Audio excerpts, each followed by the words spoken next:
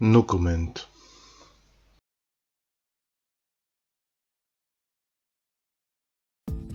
Malgré les événements, je vous dis bonjour à tous. Nous allons continuer aujourd'hui avec le fraisage de l'aluminium et je vous rappelle que toutes les vidéos sur fond bleu dans mes séries indiquent qu'il va y avoir des accessoires supplémentaires sur la machine. Je vous montre un bref aperçu de toutes les modifications qu'on va apporter et ce qu'on va essayer de faire, c'est fraiser de l'aluminium de façon efficace.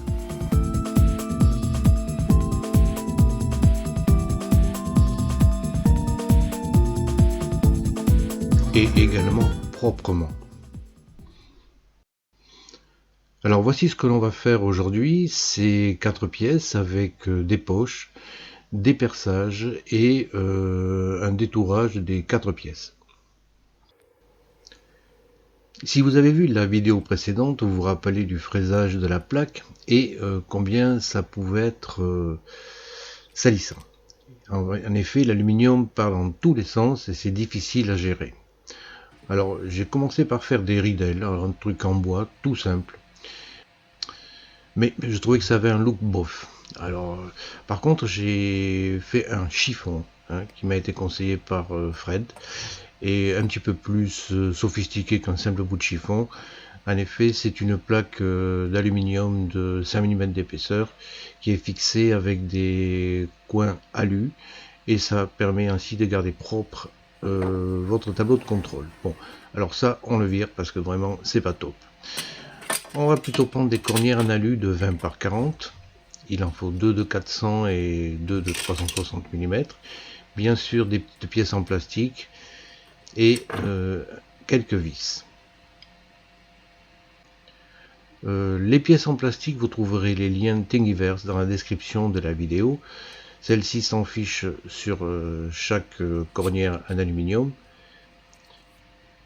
Elles ont au préalable été découpées à 45 degrés sur leur partie courte de 20 mm pour que l'enfichage se fasse de façon correcte. On en met ainsi une à chaque coin et on va avoir des ridelles un petit peu plus propres. Les vis à utiliser sont des vis M6 par 16. On va utiliser les inserts du martyr de la Genmitsu. Ils pourront se fixer dedans, alors faites les trous sur les cornières au bon emplacement, bien sûr. Sur la partie arrière, mettez une seule rondelle, ça suffit.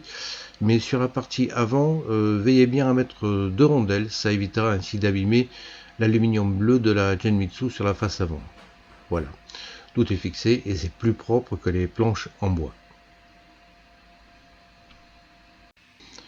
Pour fixer la plaque d'aluminium, nous allons utiliser les brides faites précédemment. C'est une plaque d'aluminium de 150 par 100 et par 6 mm d'épaisseur. Elle est de qualité 50-83, ce qui est déjà une bonne qualité pour l'aluminium. Le problème, c'est que en fixant avec des brides de Genmitsu, je trouvais que j'étais très près de la face arrière. Et si je les mettais devant, j'étais trop près de la face avant. Alors j'avais peur qu'il y ait des problèmes. Alors pour maintenir la plaque, j'ai plutôt décidé d'utiliser un étau plat. Celui-ci est métallique, la plaque d'aluminium est coincée entre deux mâchoires. La largeur maximum est de 115 mm pour la plaque, ce qui est suffisant pour les bricolages de base.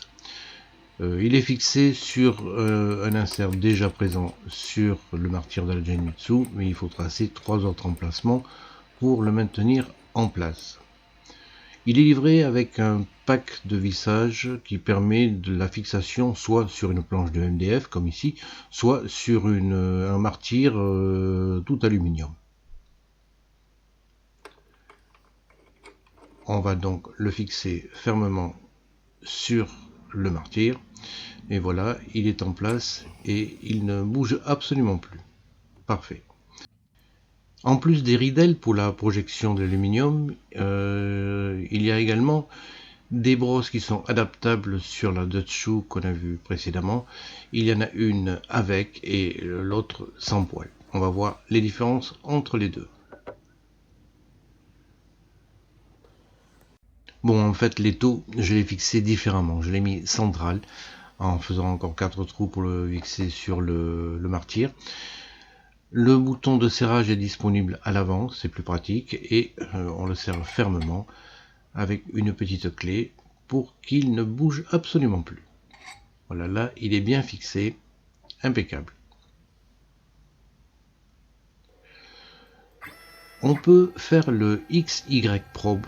Alors là, c'est un XYZ probe qui se fait à l'écran, mais vous voyez que le Z là ne va pas être parfait. Donc il faut d'abord faire un XY probe pour ensuite refaire un Z probe en disposant la plaque à l'envers au milieu de votre plaque d'aluminium. On fait maintenant le réglage de la micro-lubrification en voyant bien que le flux d'air et d'huile arrive bien sur l'extrémité de la fraise. C'est le point chaud lors du fraisage. On peut s'en rendre compte, on la fait revenir et normalement une goutte apparaît, voilà, une goutte apparaît pile poil au point de fraisage. On essuie tout ça et on va commencer. La fraise utilisée est une fraise Rainbow de 3,17 de diamètre. Elle coupe sur 12 mm d'épaisseur. L'avance ici est faible, 150 mm par minute avec une rotation à 15 000 et des passes de 0,6 mm. Vous voyez ce que ça donne. Alors on va voir en détail comment calculer tous ces chiffres par la suite. Les protections par contre sont complètement inefficaces. J'ai de l'aluminium qui sort de partout. Alors non, il va falloir trouver autre chose. Par contre, oui, le chiffon marche bien. Mais il va vraiment falloir trouver un autre système. Alors j'ai fait un essai avec une dust shoe qui est poilue. Alors à ce moment-là, les poils empêchent évidemment toute projection. Il faut veiller à ce que l'arrivée de votre lubrification soit libre parmi les poils. Et on va faire un petit essai. Alors là, bon, effectivement, lors du fraisage, bon, il n'y a pas grand-chose qui part dans tous les sens. C'est contenu dans les poils. Mais justement, c'est trop contenu dans les poils. Ça va venir bloquer un petit peu, peut-être, le fraisage. Lorsqu'on ajoute l'aspiration, alors la plupart des débris sont bien sûr aspirés, mais ça me plaît pas trop parce qu'on ne voit pas ce qu'on fait et c'est important lorsqu'on fraise du métal de voir le comportement de la fraise. Alors bien sûr il est dans les fichiers Thingiverse mais je vous le conseille pas. Alors la deuxième semelle c'est une semelle rabattante pour copeaux, elle empêche les copeaux de partir en hauteur et c'est peut-être la solution qu'il faut choisir. Voici la semelle version 2 qui permet un bon réglage de la lubrification qui est rapprochée et il y a des petits murs dans la semelle anti-copeaux qui évitent qu'il gicle de façon inopinée.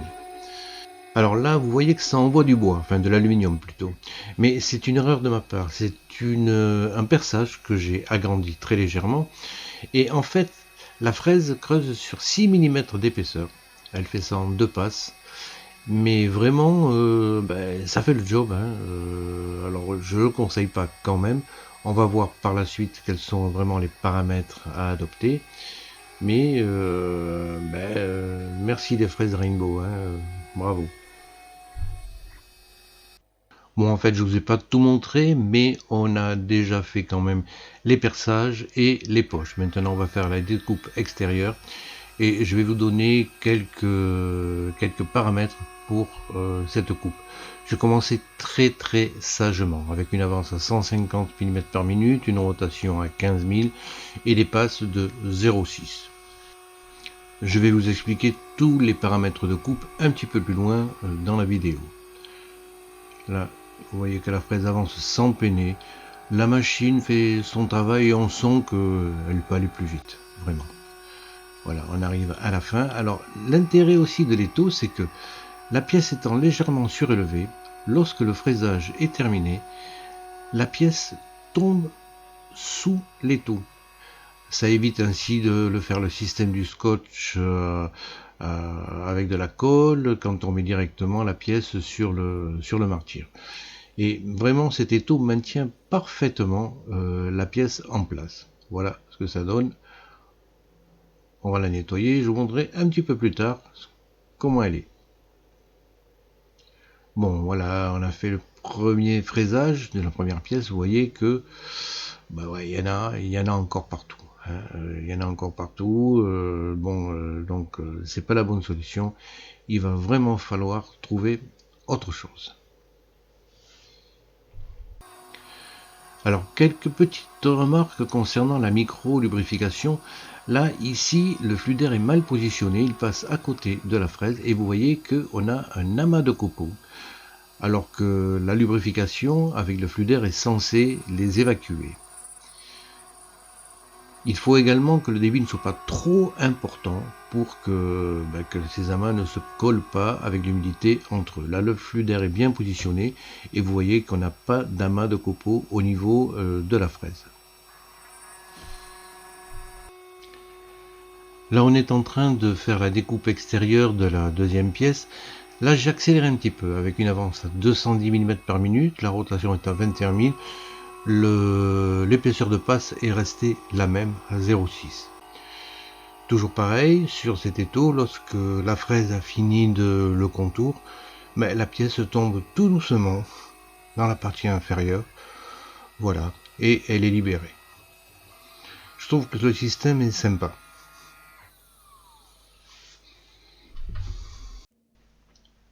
Bon, un rapide coup d'œil sur l'état des pièces après avoir été nettoyé avec la brosse à dents et vous la passez directement sous l'eau. Cet aluminium résiste très bien à la corrosion, donc il n'y a aucun problème. Vous voyez que la finition est vraiment parfaite. Ah, parfaite, pas tout à fait. Regardez sur les côtés, là on voit le passage de la fraise. Et un autre truc qui m'embête aussi, c'est la descente se faisant en rampe, on voit la rampe sur le côté. Alors on va peut-être essayer de voir comment fraiser ça de façon différente. Alors pour déterminer toutes les différentes vitesses, je n'ai rien inventé. Je me suis servi d'une abac qui a été faite par CNC Fraises et qui est très bien faite. D'un côté vous avez les formules, de l'autre côté vous avez tous les matériaux avec les fraises de CNC Fraises bien sûr et les fraises optimum à utiliser suivant le matériel. Vous trouverez le lien Thingiverse dans la description de la vidéo. Nous allons pouvoir déterminer la vitesse de rotation de l'outil, mais également nous allons pouvoir calculer la vitesse d'avance dans la matière et enfin la pénétration, la profondeur de passe dans la matière en question. Nous allons commencer par calculer la vitesse de rotation à l'aide de cette formule. Alors vous avez VC, VC c'est la vitesse de coupe conseillée dans l'ABAC. Et l'autre valeur c'est D qui est le diamètre de la fraise. Alors par exemple, pour une fraise de 3,17, la formule 1000 VC divisé par pi et multiplié par D. Donc on remplace les valeurs, on va prendre mettons 150 comme vitesse de coupe pour VC et le diamètre est de 3,17. Lorsqu'on calcule tout ça, on obtient comme valeur 15 069, donc 15 000 tours par minute pour ce type de fraise. Bon, on a notre vitesse de rotation, n. On va utiliser la deuxième formule pour déterminer l'avance dans la matière. Alors on a n, le Fz c'est une valeur qui est comprise dans la bac au-dessus et qui est fonction du diamètre de la fraise et du type de matériau que vous allez fraiser.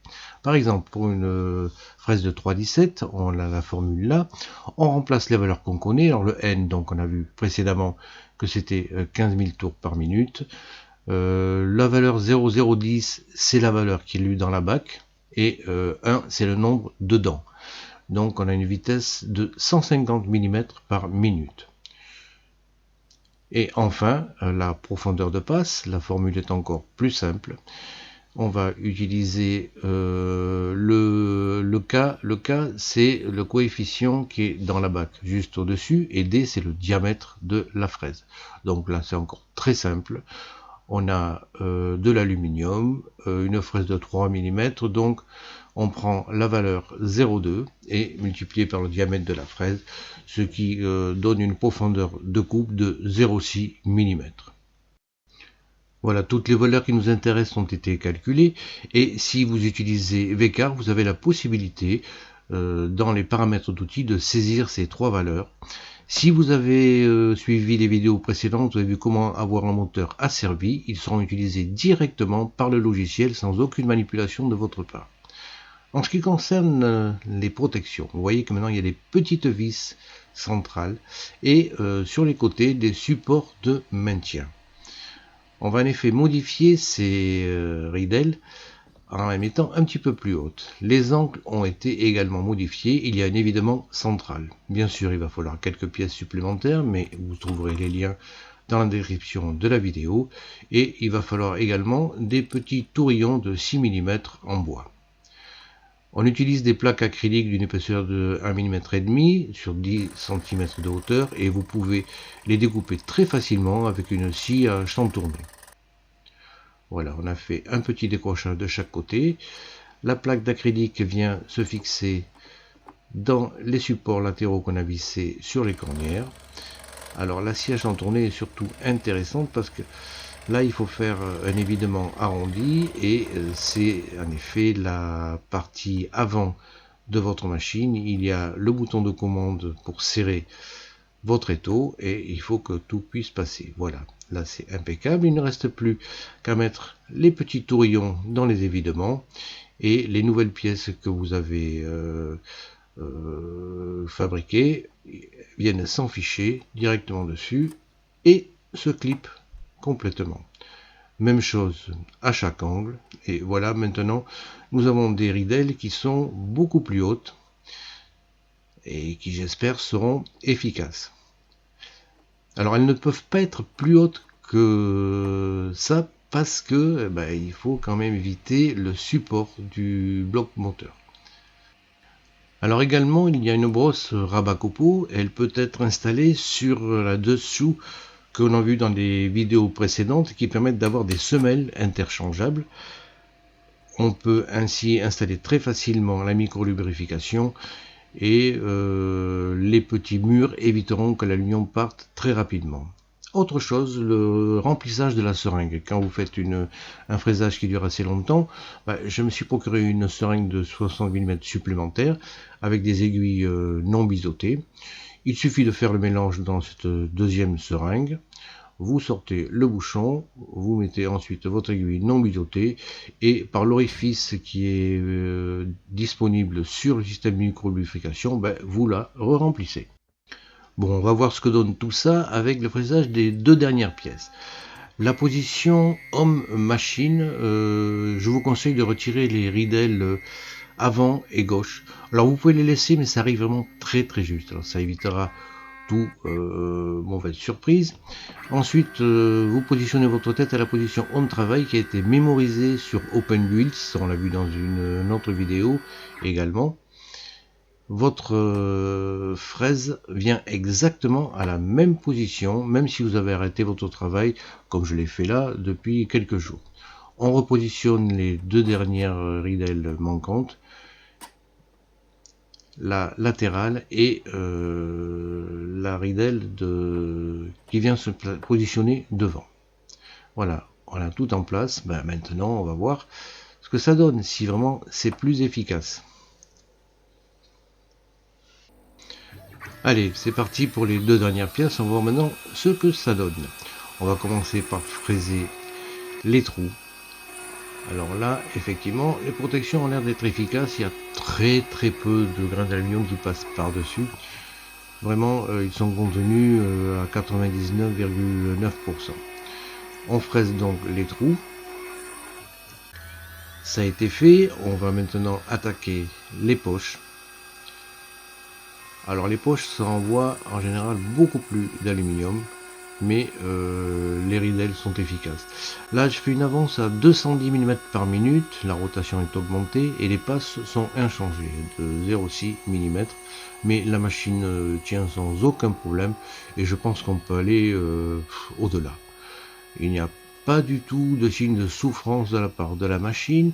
Alors vous pouvez voir des signes de souffrance de la machine quand votre moteur diminue de régime, ça veut dire que ça force, mais là vraiment il n'y a pas de problème. Si vous avez installé le moteur brushless qu'on a vu, toutes les modifications vraiment permettent de faire du bon boulot sur de l'aluminium. Là j'ai un trou à faire plus petit, donc il va falloir faire un changement d'outil. J'ai trouvé une fraise en aluminium de 2 mm qui coupe sur 8 mm d'épaisseur. Je vais utiliser celle-ci. Alors vous la remettez en place. La tête est revenue au point XY, mais pour le Z, il va bien sûr falloir faire un Z probe pour ce nouvel outil. Et on lance le fraisage. Là, l'avance est de 210 mm par minute, 23 000 tours. Plus la fraise est petite, plus la broche doit tourner rapidement. Et les passes sont de 0,5. Alors, un petit problème. On a de la bouillasse, c'est-à-dire que de l'aluminium mélangé avec la lubrification. Alors, je pense que pour les petites fraises, il faut diminuer le débit de lubrification. Alors, ça gêne pas le fraisage, hein, mais bon, c'est pas très joli. Bon, dernière phase pour les deux dernières parties que l'on fraise simultanément, vous voyez. Là, c'est la découpe externe. Alors là, ça envoie également du bois. Je teste en même temps les vitesses. Là, je suis passé à une avance à 250 mm par minute, une rotation à 28 000 tours et je teste une passe de 1 mm. Vous pouvez le voir sur la vidéo que la passe est plus importante. Alors je vous laisse essayer des vitesses également. Bon, sachez que on déplore le décès d'aucune fraise après le tournage de cette vidéo. Toujours pareil, la pièce une fois coupée tombe tout doucement sous l'étau. On attaque la deuxième. Alors là, l'aluminium est un petit peu en l'air, il y a peut-être des vibrations. Mais bon, ça fait le job, la plaque est assez épaisse et vous voyez que lorsque la découpe est finie, ben, la pièce tombe en dessous, il n'y a aucun problème. Bon, état des lieux, alors je suis pas très content de la finition. Alors est-ce que les poches ont été un petit peu trop étroites? Est-ce que la vitesse est trop importante? Je ne sais pas. Par contre, la descente sans rampe vous donne des faces complètement lisses. Bon là c'est un gros plus. Alors on va voir toutes les techniques du fraisage de l'aluminium avec un épisode sur VCarve Desktop et on va voir en détail comment utiliser toutes ces vitesses, s'il faut faire une rampe, s'il ne faut pas faire de rampe, on verra ça plus tard. Dernière chose, j'ai pris une petite fraise qu'on met sur la perceuse pour faire un filetage M3 sur la pièce dans laquelle on a fait un petit trou. Voilà, impeccable, vous voyez que maintenant il y a un filetage sur votre pièce. Voilà, c'est terminé, on a vu un petit peu que la machine était tout à fait capable de fraiser de l'aluminium. Il faut respecter certaines conditions. Le moteur est important, les fraises sont importantes. Bon, les ridelles, vous voyez, c'est également important pour ne pas en mettre partout. L'étau est très pratique et permet de fraiser des plaques d'aluminium épaisses. Il a pour inconvénient bien sûr de surélever la surface de travail et donc il faut mettre des ridelles plus importantes. Une fois que vous avez tout nettoyé, vous pouvez refaire encore de l'aluminium ou alors tout sortir pour faire du bois et on fera également un fraisage de mousse pour ranger tous les accessoires pour l'aluminium. On a fait un pas de vis sur cette pièce ici qui peut accueillir une vis M3 et vous devez vous demander à quoi bien peut servir ces 4 pièces. Justement, je vous conseille de vous abonner à la chaîne et de suivre les prochaines vidéos. Vous comprendrez pourquoi ces pièces ont été faites comme ça.